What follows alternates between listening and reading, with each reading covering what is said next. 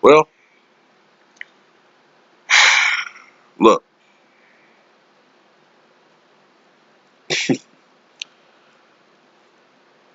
I'm just I have a bevy of emotions right now, man. When it comes to LeBron James, man, you know what I'm saying? I have a lot of and the Lakers. You know, like I've been wondering how I should approach this video. And first of all, let me say the Lakers and the Clippers played on Christmas Day in a much anticipated rematch of. It was a clash of the Titans, and on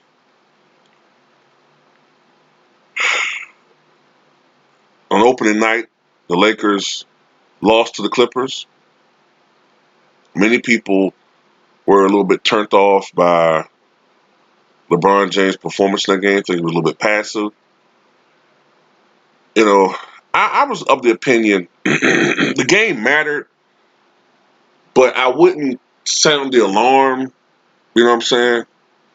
But I understand why some people were irritated by LeBron James' performance because it's a consistent thing. Like a lot of times when he's playing up against a lot of times when he's playing against marquee players, sometimes he can be a little passive.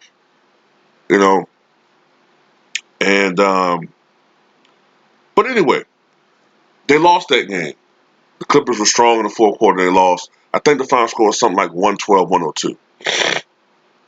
So this game was a heavily touted rematch. And the Lakers at one point in time had a considerable lead. No, they were 15 points. And the Clippers doing what they do, what they were constructed to do, and what Kawhi Leonard does. Chipped away, and came back and won the game by the final score of 111-106. And the Clippers improved to 23-10. And I believe they are now third in the conference with the Houston Rockets' terrible fucking loss to the Warriors. And I will talk about that. And the Lakers are still number one in the Western Conference, but they dropped their fourth straight game and go down to 24-7 to the point where now the Clippers are, I think, 2.5 games behind the Lakers. Only 2.5 games behind.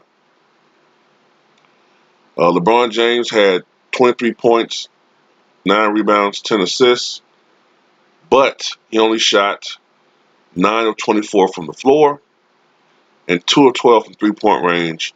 Anthony Davis had 24 points, but only 6 rebounds and 3 assists. I think together they were 2 of 18 from three-point range. Now, Kyle Kuzma did have 25 points and 4 rebounds, but a ticket pointed this out. Why on earth did KCP play more minutes than Kyle Kuzma? Dwight Howard did get some rebounds, but wasn't a huge factor in the game. And none of the other players were really huge factors in the game. For the Clippers, Kawhi Leonard was a tremendous factor in the game. 35 points, 12 rebounds, 5 assists. I think he had 1 steal. I think he shot 11 of 19 from the floor, 5 of 7 from three-point range. Paul George didn't have a great game, but had 17 points, 5 rebounds, 3 assists. Patrick Beverley had 8 points, 9 rebounds, 4 assists. Actually had more rebounds than Anthony Davis. Montrezl Harrell had 18 points, 6 rebounds, and Lou Williams wasn't Lou Williams tonight. If he was, it would have been a blowout. He had 6 points. And Kawhi Leonard has been playing, man. He's been coming as of late. You know, when he was missing those games, I think it was like 3 consecutive games he had missed with the knee injury. A lot of people were saying, you know, this load management thing is going too far. But if you notice at the time, Leonard wasn't playing very well. I think he was averaging at the time like 23 points on 41% shooting. Shooting was way down. He was only shooting like 29% from 3. That's way down by his standards. His free throw percentage might have been even a tick down. But the load management thing works. It works for whatever reason. Now, sometimes I think he misses some games, maybe a little bit too much. You know what I'm saying? Sometimes I do think I wish he would play more like 70 games, but it works. Now, it does hurt the Clippers in the fact that they're losing. Sometimes they try to have him sit out games. Obviously, back to back, they have him sit out one, or they'll have him sit out a game they think they can win without him. And sometimes that can hurt the Clippers because I think if Kawhi was fully healthy, he hadn't missed any games. I think he's missed 9 games this year. The Clippers will have the best record in the Western Conference. But Kawhi, who was averaging like 23 points, you know what I'm saying, 7 rebounds, maybe 6 assists, 5 assists, whatever. Now he's up to 25.9 points per game, 8 rebounds, 5.1 assists, 1.8 steals. The shooting percentages are what are up though. He's now close to 47% shooting from the floor, 38% from 3, and 88% from the foul line. So Kawhi Leonard is getting into his groove now. And this is why all of the people, and I gotta just target LeBron fans. I'm sorry. Sometimes I handle you guys with kid gloves sometimes because you guys are so sensitive, but I gotta fucking do it this time. That's why I got so irritated at fucking big nose gonzos. Fucking, sometimes I just wanna, I wish I could just grab his fucking nose like fucking Larry Three Stooges and just pound that motherfucker, man. Big nose bitch. But it's all the NBA already confirmed this guy has a degenerative knee issue. All right, if it's a patella tendon issue, a diseased patella tendon, that's the same injury that ended Mark McGwire's career. He had to miss a shit ton of games at the end of his career, and you got the fucking temerity to come out here and make it sound like this guy's just missing games because he's some lazy nigga. The Lakers should be doing that to LeBron. He's older.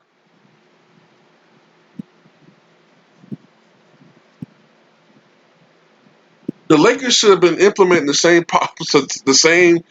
thing to LeBron when he when he said a couple days ago that he's still battling, when it was revealed that he's battling with a thoracic muscles injury and groin issues, and with an injury that he re-aggravated earlier yesterday in the game.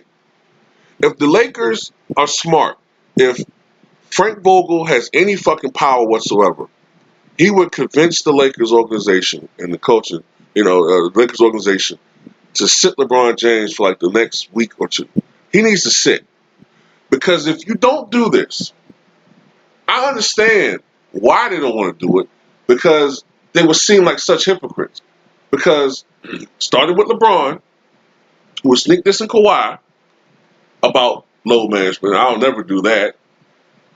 And his fan base always on LeBron, Kawhi for being lazy and not playing. Then it's hypocritical for you to do it.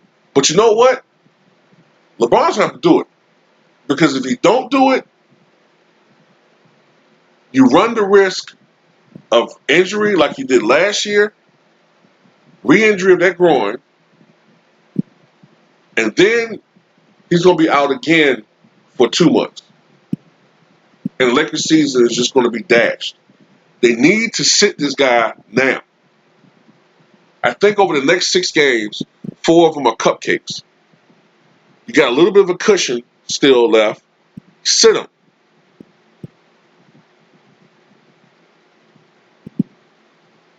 I don't think they're going to do it, though.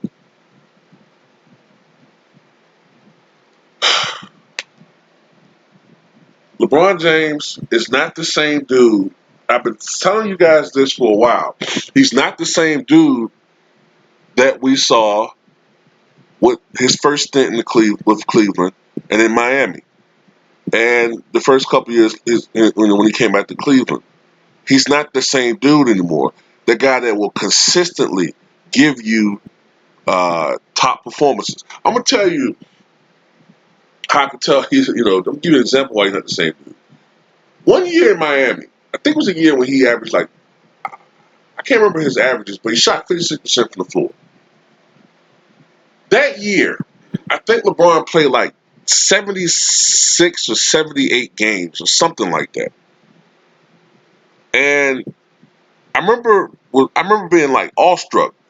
69 of those 76 games, I think it was, LeBron shot 50% or better. I mean, for LeBron to have a bad game was a rarity.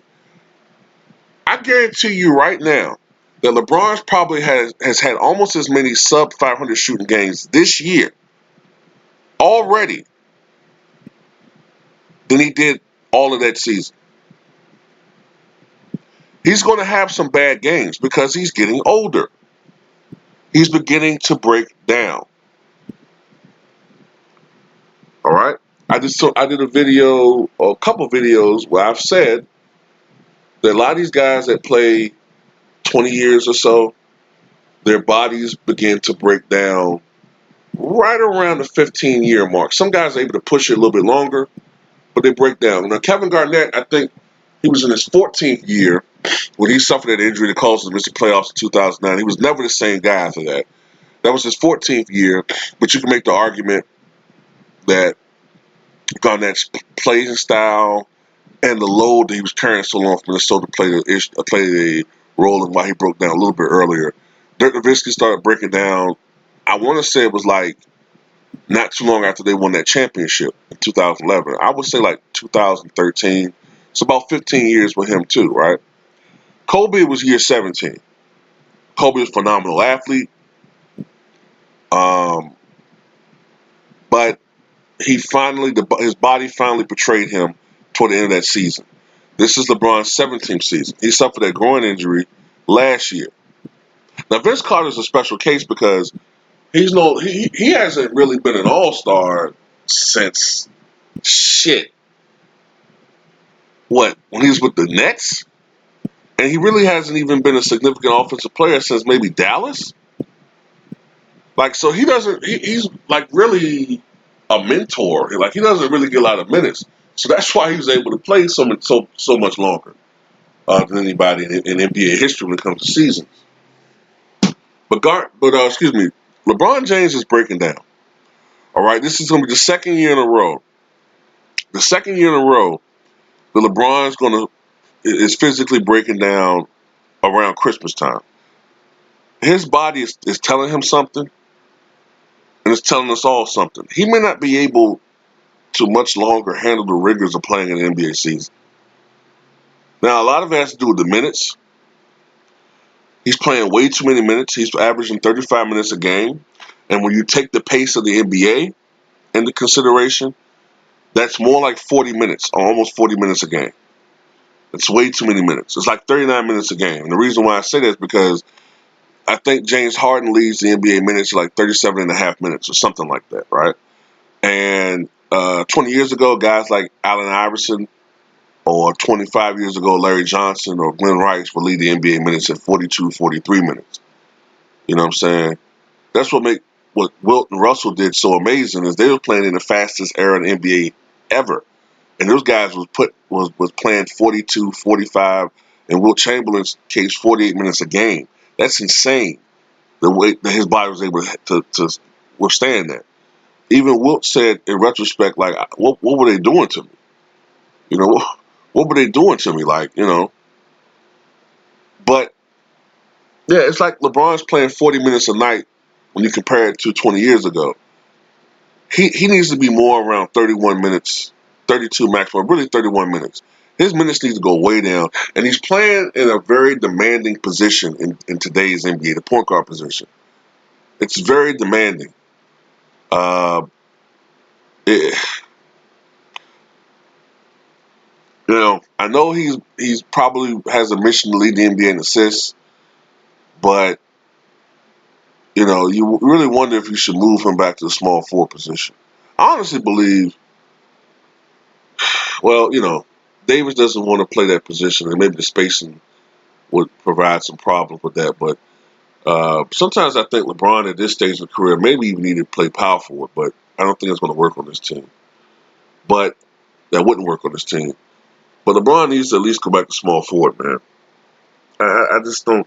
I think this is too big a burden on his body to play point guard. You know, but I worry about LeBron's championship window.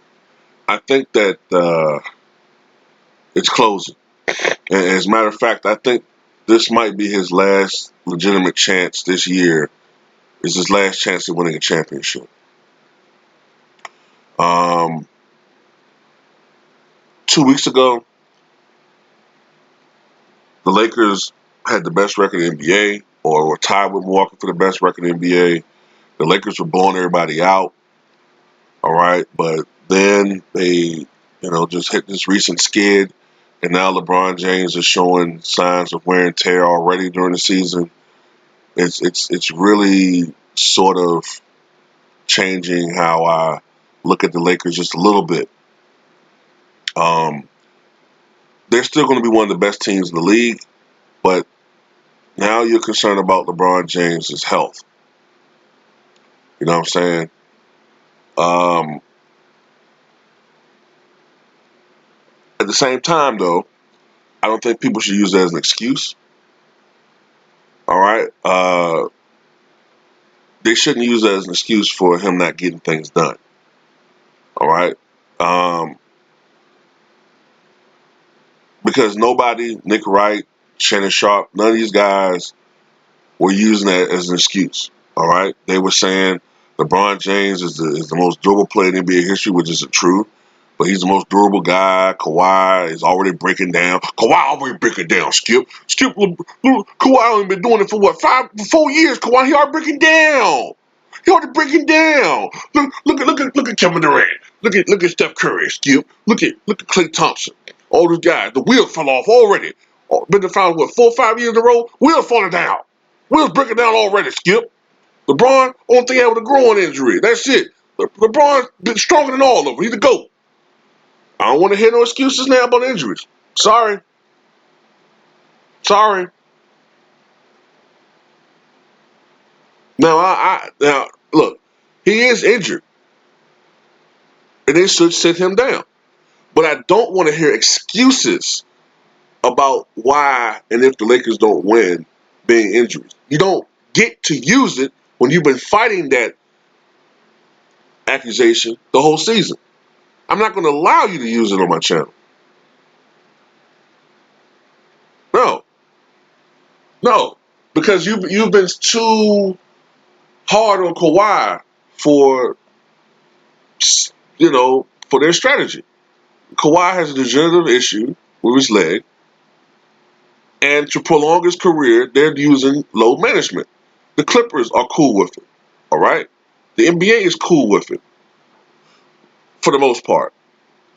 The only people who aren't cool with it, interestingly enough, are LeBron fans.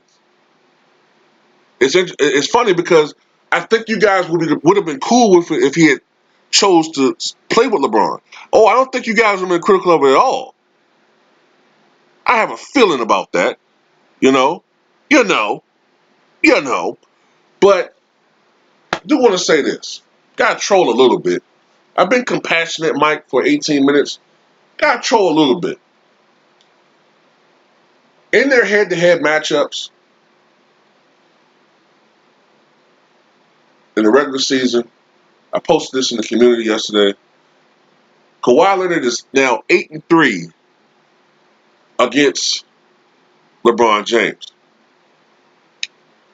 And in these 11 games, he has a higher field goal percentage. Come on, Kawhi Leonard. He has a higher three-point percentage, considerably higher three-point percentage. He has a higher free throw percentage, higher rebounding average, higher steals average, and there's only, I think, less than a point differential between them in points per game. You got to remember, the first couple of years that Kawhi played, he was like the fourth option with the Spurs.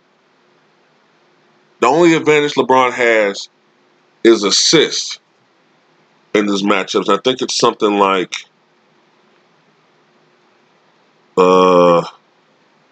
let's see, what was it?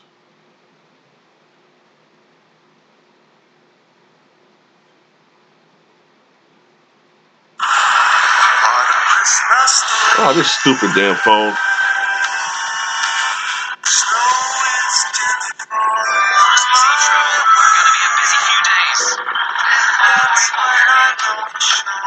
Yeah, 7.6 assists, which is actually down from what he should be averaging. And LeBron's at Kawhi's like at 4 assists. Now, but the dominance is more telling though in the last 5 games. In the last 5 games, Kawhi's 5-0, averaging 31.2 points, 7.6 rebounds, 5 assists, 1.8 steals.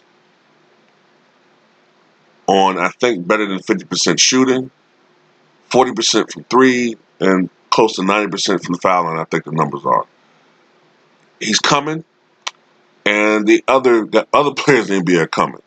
All right, LeBron James. I think this is his last shot, man. I think that LeBron is like the Utah Jazz in '98, various other teams like that. You know what I'm saying? The gap is narrowing.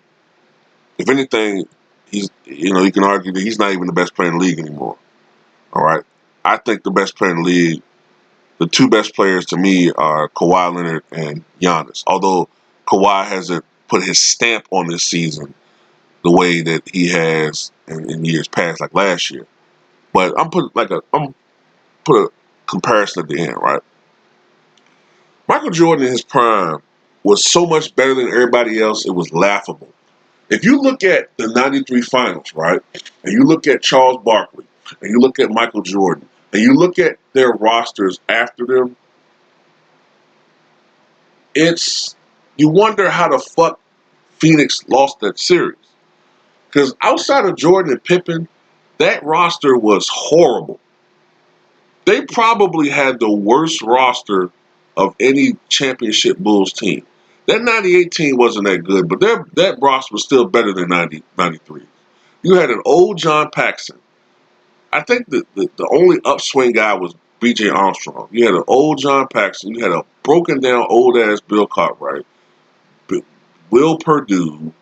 I think Stacey King might have still been on that team.